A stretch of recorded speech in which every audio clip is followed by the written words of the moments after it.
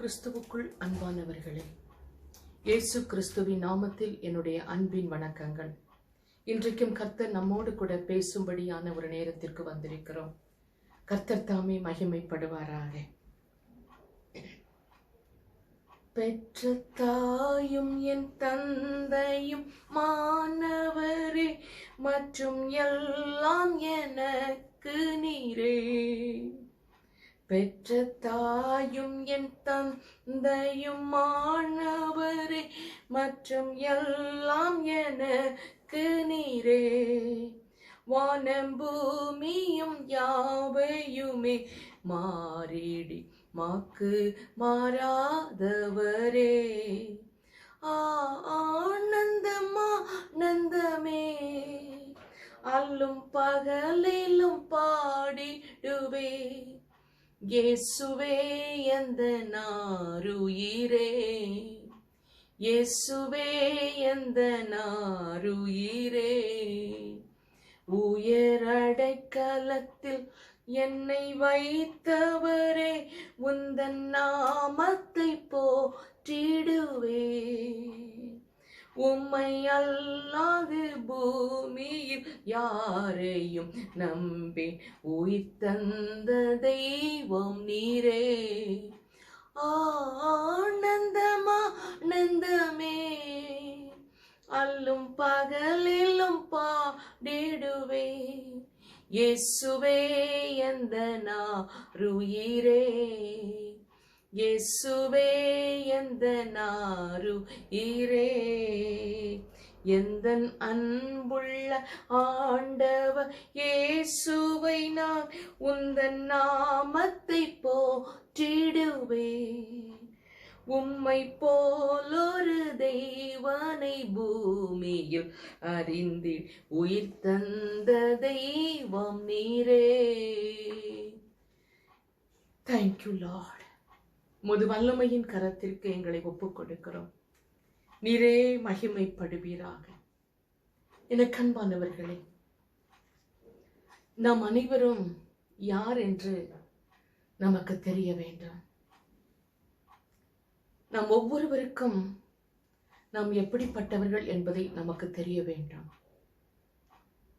நாம் வாழ்கிற வாழ்க்கை சரியான வாழ்க்கை தானா என்று நம்மை குறித்து நாம் அறிந்திருக்க வேண்டும். தெய்வ பிள்ளையாய் இருக்கிற நாம் தேவனுடைய வல்லமையை சுமந்திருக்கிறோமா என்று முதலாவது அறிய வேண்டும்.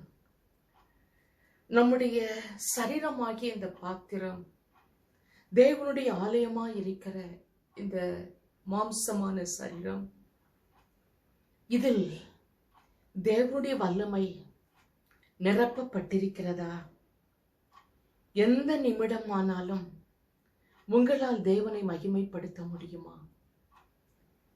நம்முடைய மனதிலே ஒரு நல்ல ஒரு நிதானம் தேவையா இருக்கிறது. நம்மை குறித்து நமக்கு ஒரு நல்ல ஒரு நிச்சயம் தேவையா இருக்கிறது. நிச்சயமற்ற ஒரு வாழ்க்கை வாழக்கூடாது.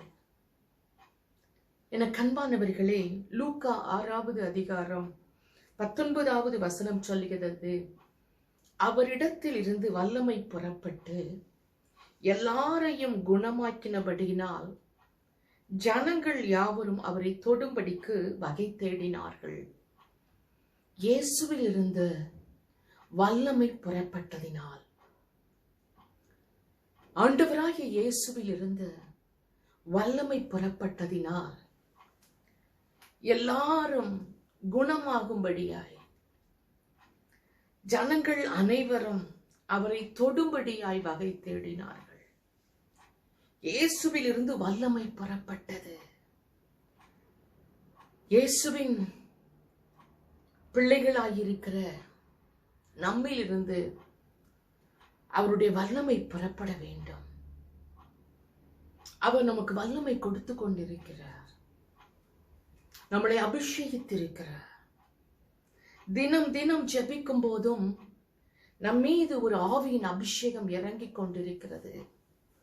ஒவ்வொரு நாளும் நாளுக்கு நாள் படிப்படியாய் அந்த வல்லமையிலே நாம் வளர வேண்டும். வல்லமை பெற்றுவிட்டோம் என்று அமைதலாய் இருக்க முடியாது. வல்லமை நம்மேல் இறங்கிக் கொண்டே இருக்க வேண்டும். என கண்பானவர்களே, இயேசுவை தொட்ட ஜனங்கள் வல்லமையினால் தொடப்பட்டார்கள். இயேசு கடந்து போன இடமெல்லாம் பரிசுத்த ஆவியின் வல்லமை நதி போல ஓட ஆரம்பித்தது. அவர் பேச பேச அவரிலிருந்து வல்லமையின் சத்தம் வெளியே வர ஆரம்பித்தது. அவர் போகிற இடமெல்லாம் வல்லமையின் காற்று வீச ஆரம்பித்தது.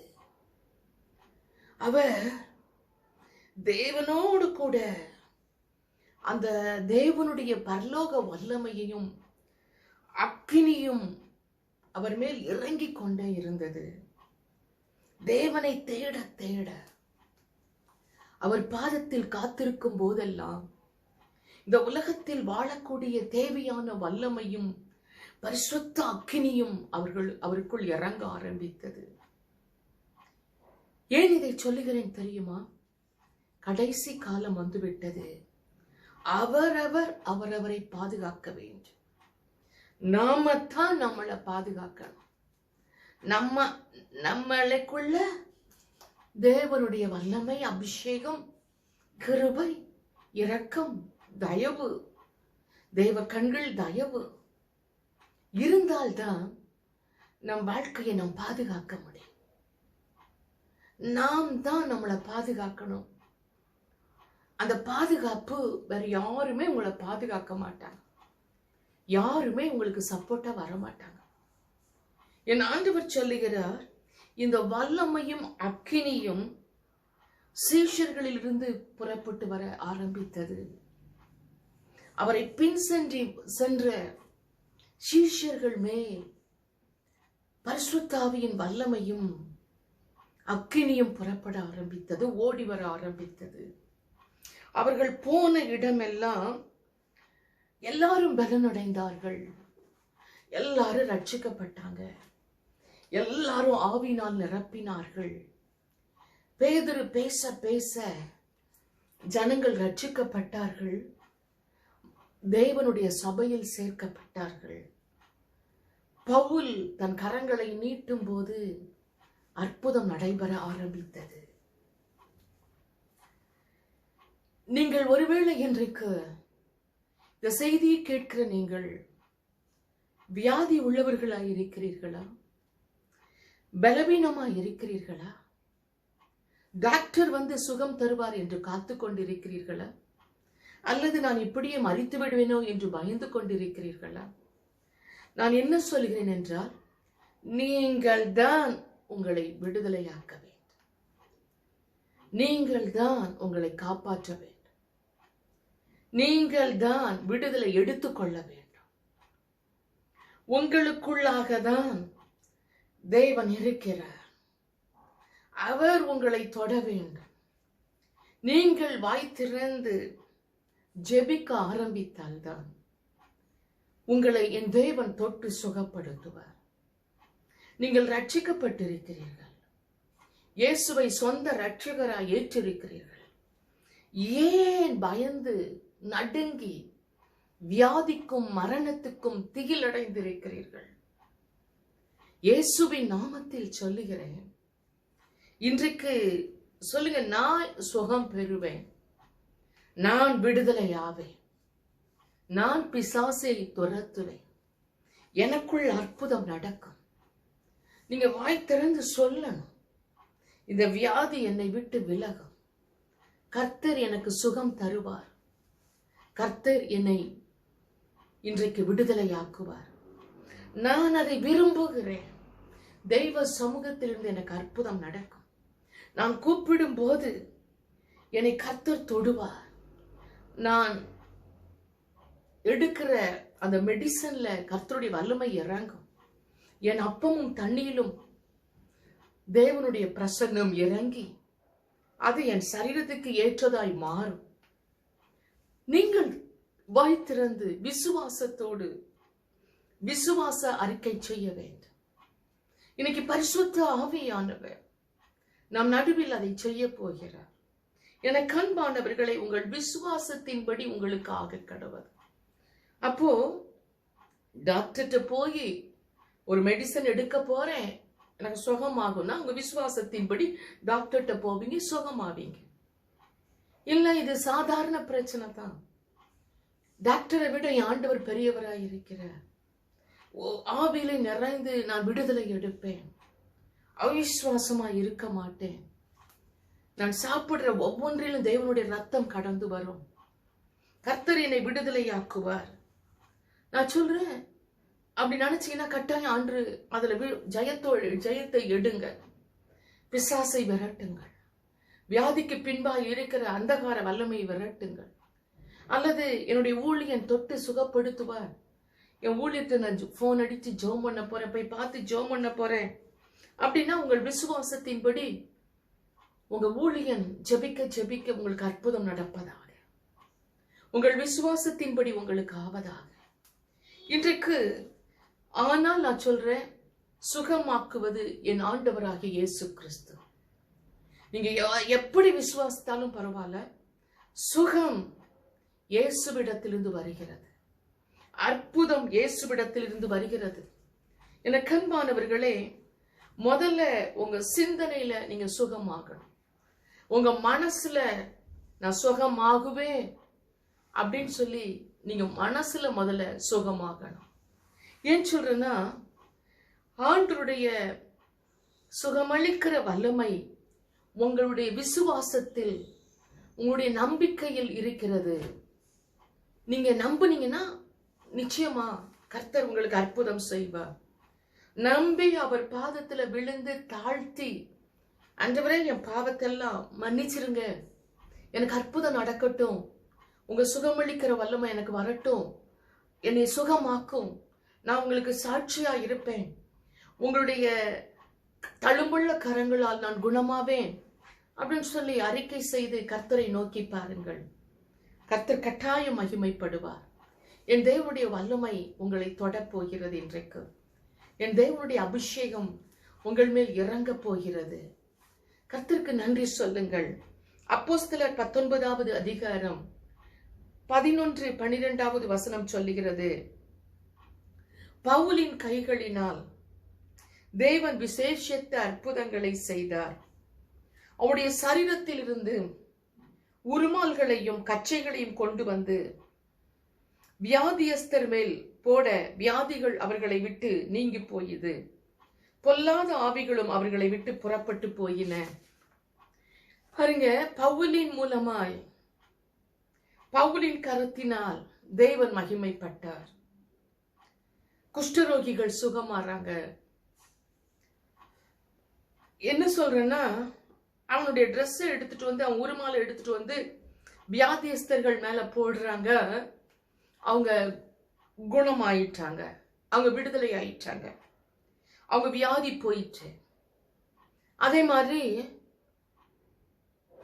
அந்த உருமாலையும் அந்த ட்ரெஸ்ஸையும் போடும்போது அசுத்த ஆவிகள் அவர்களை விட்டு புறப்பட்டு போயின.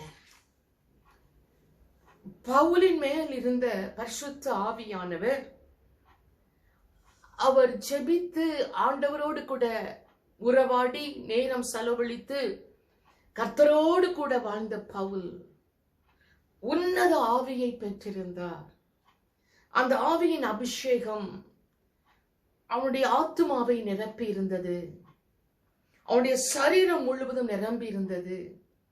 ஆவியின் அபிஷேகம் உள்ளும் புறமும் ஆவியினால் நிரப்பப்பட்டிருந்தான். அவன் கை நீட்டினால் அற்புதம், அவன் சொன்னால் அற்புதம்.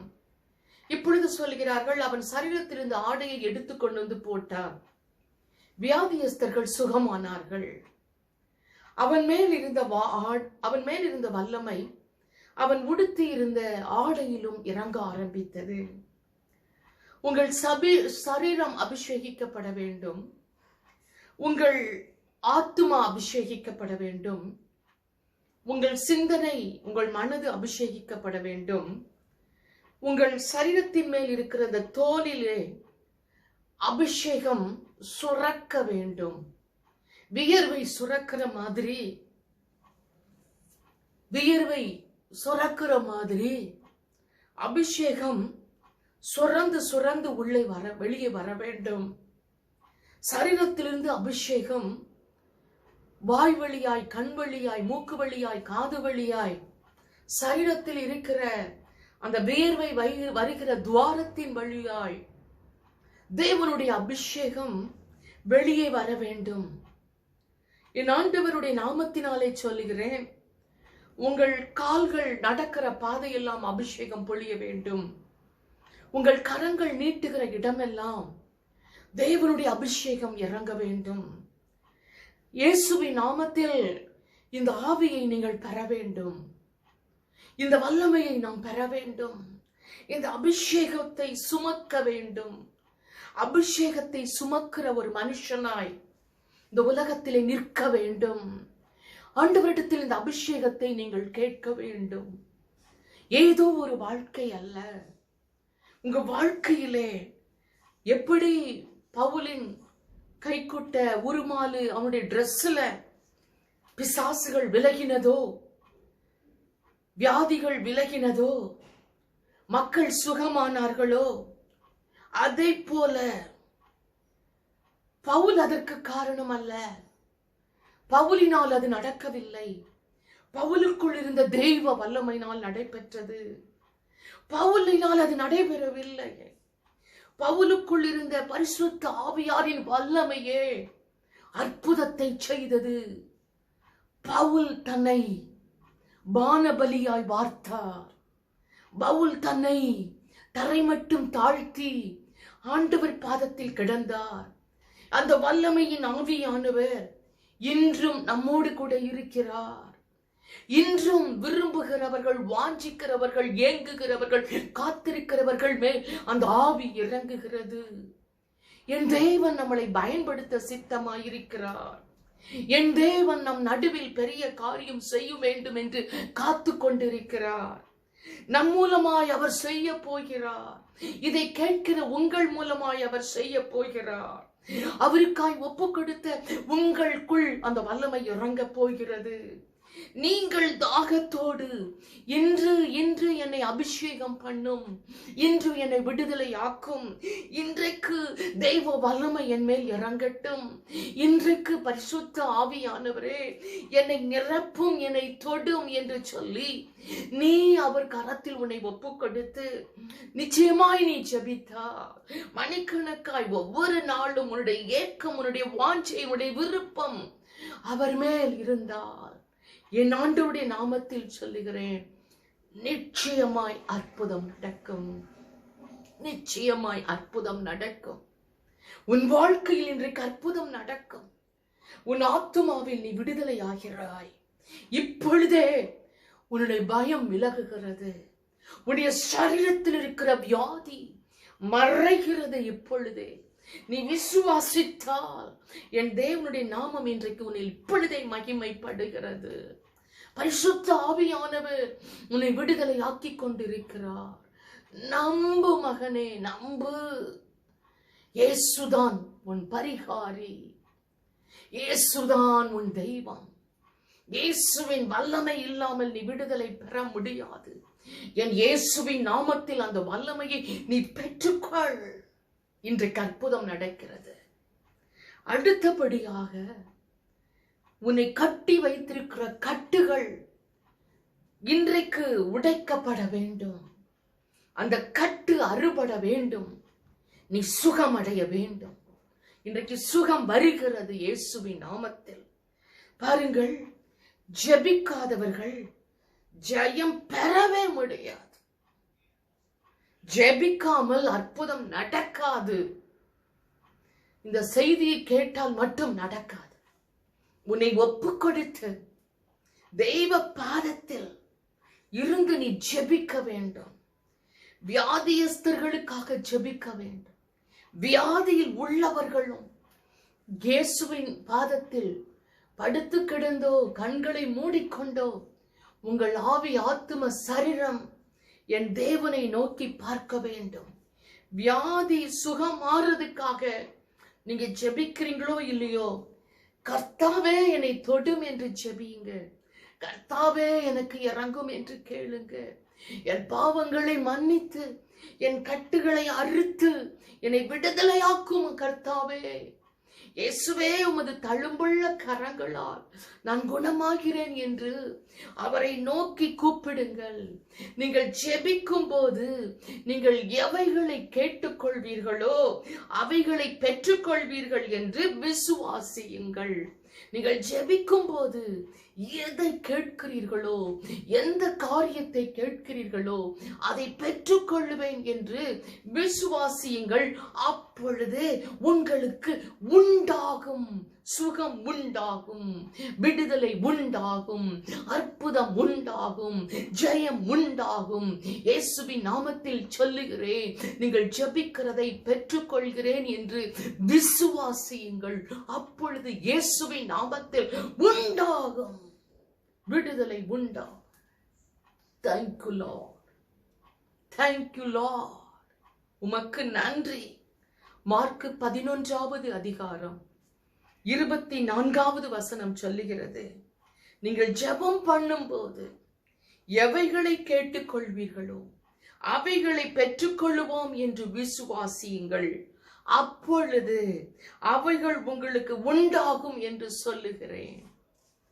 தயவு செய்து ஜெபிக்கும் போது கருத்தாய் இதை ஜெபிக்கிறேன், இதை பெற்றுக்கொள்ளுவேன், இதை தெய்வ சமூகத்தில் ஜெபிக்கிறேன், என் கர்த்தருடைய பாதத்தில் நின்று ஜெபிக்கிறேன், இயேசு என் முன்பாய் நிற்கிறார், அவரிடத்தில் ஜெபிக்கிறேன், இந்த காரியத்தை நான் பெற்றுக்கொள்ளுவேன், நிச்சயமா எனக்கு நடக்கும். Thank you Lord. பாருங்க, மலை போல இருக்கட்டும் பிரச்சனை, எத்தனை பிரச்சனை இருந்தாலும் சரி, அதற்கு விரோதமாய் கட்டளையிடுங்கள். அதுக்கு விரோதமாய் கட்டளையிடுவதற்கு ஜெபம்தான் பெரிய பலனாய் மாறும். ஜெபமே உனக்கு மிக பெரிய அக்கினி வல்லமையை உனக்கு கொடுக்கும். அதுக்கு பிரச்சனைக்கு விரோதமாய் எழும்பு, சோதனைக்கு விரோதமாய் எழும்பு, சாத்தானுக்கு விரோதமாய் எழும்பு, அவனை எதிர்த்து பேசு, அவனை மடங்கடித்து பேசு. ஜெபத்திலே ஜெபமே உனக்கு மிகப்பெரிய அக்கினியின் வல்லமையை உனக்கு தரப்போகிறது. நான் சொல்றேன், ஒரு மனுஷனுடைய கண்ணீரின் ஜெபத்திற்கு நிச்சயமாய் அற்புதம் நடக்கும். நிச்சயமாய் உன் ஜெபத்தை நீ கண்ணீர் விட்டு இயேசுவின் நாமத்தினாலே அழுது, ஆண்டவரே நான் விசுவாசிக்கிறேன், என்னை விடுதலை ஆக்கும் என்று, உம்மால் தான் முடியும், உம்மால் தான் முடியும் என்று அழுது ஜெபி, கண்ணீர் விட்டு ஜெபி. கர்த்தர் உன்னை தூக்கி நிறுத்துவார். நான் சொல்றேன், ஜெபத்திற்கு கர்த்தர் மறு நிமிஷம் பதில் கொடுப்பார். மனசு உடைந்து, ஆண்டவரே, பரலோகத்தில் அசைவாடுகிற பரிசுத்த ஆவியின் சக்தி, அந்த ஜெபம் உன்னுடைய ஜெபத்துக்குள்ள இறங்குமே ஆனால் சிங்காசனத்தை அசைக்கும். ஜெபம், கண்ணீரின் ஜெபம், மன்றாட்டின் ஜெபம் இயேசு உட்கார்ந்திருந்த சிங்காசனத்தை அசைக்கும். இயேசுவின் நாமத்தில் சொல்லுகிறேன், உன் இதயம் அழுது கதறி அவரை அசைக்கக்கூடிய ஒரு வல்லமை படைத்த ஒரு உபவாச ஜெபமாய் இருக்க வேண்டும், ஒரு கண்ணீரின் ஜெபமாய் இருக்க வேண்டும். இயேசுவின் நாமத்தில் உன்னை ஒப்புக்கொடு. இன்றைக்கு கர்த்தர் மகிமைப்பட போகிறார், கர்த்தர் வெளிப்பட போகிறார். சாதாரணமானது அல்ல. கிறிஸ்தவ ஜீவியம் ஜெயிக்கிற ஜீவியம். படிச்சிடலாம், பட்டம் எடுத்துடலாம். கிறிஸ்தவ ஜீவியம் எப்படி தெரியுமா?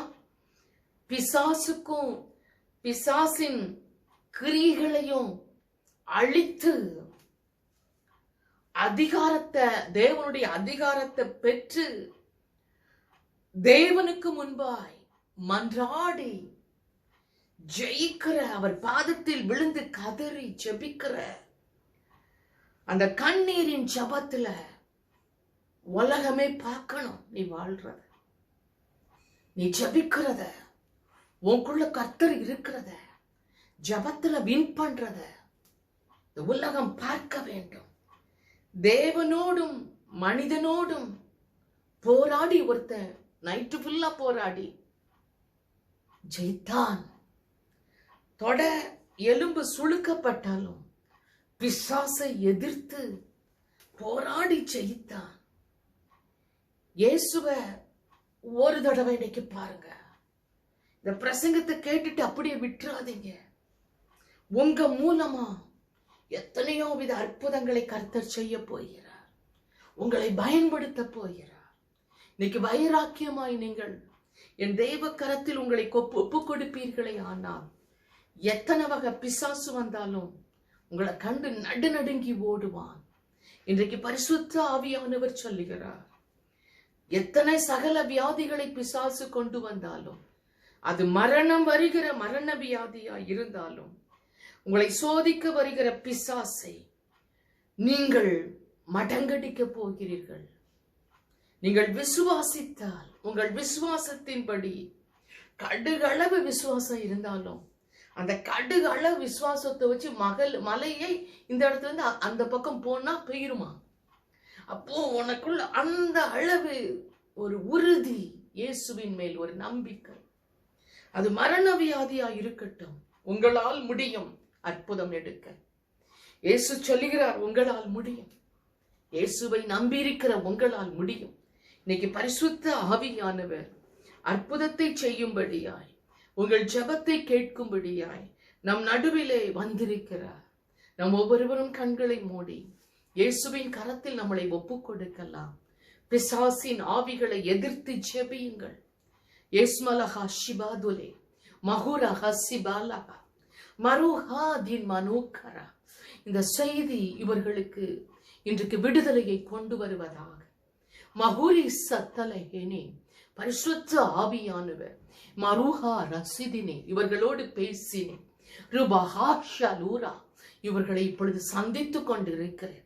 மறுசிமனஹாரெதனே, இன்றைக்கு இந்த செய்தியை கேட்ட ஒவ்வொரு குடும்பங்களுக்குள்ளாகவும் கேட்க கேட்க திமாருஹா ஷலூனி ஒரு அற்புதம் நடைபெறுவதாக. ஒரு விடுதலை கடந்து வந்ததற்காய் நன்றி. அவிஸ்வாசம் அரவுஸ்தலைகை, அவிஸ்வாசங்கள் விலகுவதாக, சபிக்கப்பட்ட ஆவிகள் விலகுவதாக, எல்மரஹாரதினிகை பயத்தின் ஆவி அப்புறப்படுத்தப்படுவதாக, ஜபிக்க முடியாத ஜபம் பண்ண முடியாமல் இருக்கிற எல்லா உண்மைராதரே சொல்லினா நாவின் கட்டுகள் அறுக்கப்படுவதாக. என் கிருபை உங்களுக்கு போதும். என் தழும்புள்ள கரங்களால் நீங்கள் குணமாகிறீர்கள். பரிசுத்த ஆவியானவர் உங்களை சந்தித்துக் கொண்டிருக்கிறார். மபஹாசனே, இயேசுவே என்று கூப்பிடுங்கள். அவர் ரத்தம் உங்களை விடுதலையாக்கி கொண்டிருக்கிறது. இயேசு கிறிஸ்துவின் நாமத்தில் இன்றைக்கு ஒவ்வொருவருக்கும் அற்புதம் நடைபெறுவதாக. கர்த்தருடைய நாமம் வெற்றி சிறப்பதாக. என் இயேசு உயிரோடு கூட இருக்கிறது நிரூபிப்பீராக. எல்லாருடைய படுக்கைகளும் புரட்டப்படுவதாக, நிந்தனைகள் மாற்றப்படுவதாக, அசுத்த ஆவியின் வல்லமைகள் விலகுவதாக, சண்டை சச்சரவுகள் விலகி போவதாக, குழப்பத்தின் ஆவிகள் மறைவதாக, மரண ஆவிகள் விலகி போவதாக. சங்கார தூதனை இயேசுவின் நாமத்தில் விரட்டுகிறேன். இயேசுவின் ரத்தம் தெளிக்கப்பட்டு இன்றிலிருந்து அற்புதம் நடந்ததற்காய் நன்றி. நீரே இவர்களை சாட்சியாய் நிறுத்தும். இயேசுவின் நாமத்தில் ஜெபிக்கிறேன் எங்கள் நல்ல பிதாவே. ஆமென், ஆமென். God bless you.